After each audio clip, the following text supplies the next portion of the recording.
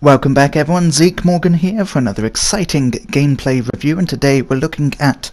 2015's Beyond Two Souls, which is an interactive action-adventure tale centered around Jodie Holmes, a seemingly innocent girl who has been tethered to an entity called Aiden. While some may see her as a sidekick, with objects floating around the place, really Aiden acts as Jodie's guardian angel, healing her, hurting her enemies, and being her friend. When starting Beyond Two Souls, you have a choice: to play events in chronological order, or as the director originally intended, out of sequence. Personally, I feel that the chronological approach is better, as you get to see and witness Jodie develop over 15 years without it feeling disjointed, or leaving you with burning questions such as how you went from storming an embassy to playing with dolls, obviously jumping backwards and forwards between these 15 years timeline. And let's not forget Aiden when we talk about this, who can interact with the environment, scope areas out, and allow Jodie to experience flashbacks from injured or dead enemies.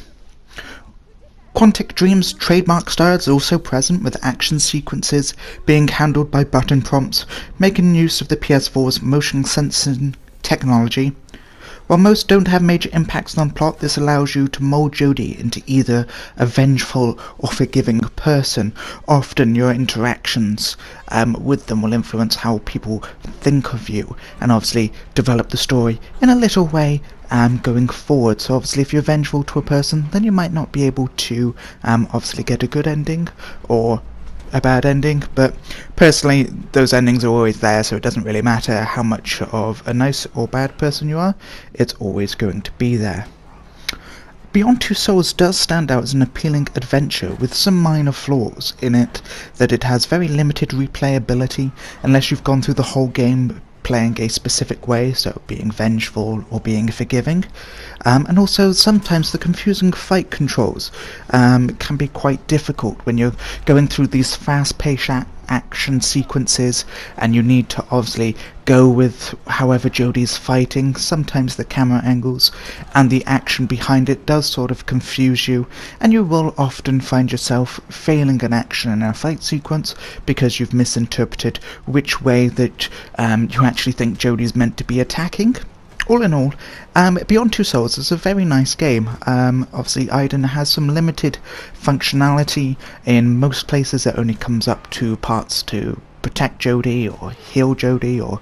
even Jodie's allies, and at the end of each sort of chapter you do get a little percentage breakdown of what actions you took and how many other people went and played that way. As I said, ultimately the choice of how to play it is yours, and whether or not you do it chronologically or as